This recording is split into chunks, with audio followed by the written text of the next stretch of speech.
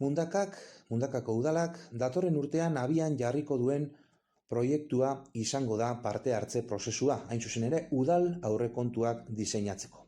Ekimen honek Mundakarren benetako beharrizanei eta beharrei erantzun nahi die.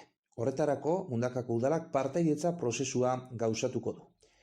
Kontsulta edo herri galdeketa bi ariketa errez bitartez eta galdetegi baten bitartez burutuko da. Alde batetik, bakoitzak bere lehentasunak ezarri behar ditu hainbat jarduera eremutan. Kultura eta kirola, arlo soziala edo gizarte arloa, berraktibazio ekonomikoa, garbitasuna, irisgarritasuna eta mugikortasuna eta segurtasuna.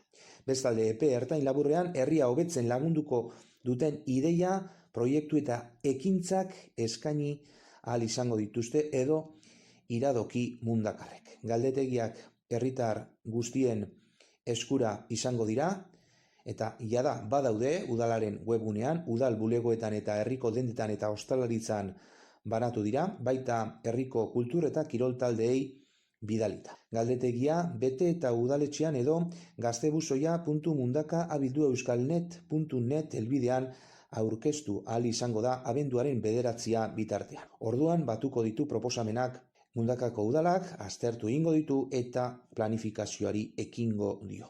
Ostean, udalak 2022ko aurrekontuetan sartu diren ekimenen berri emango du.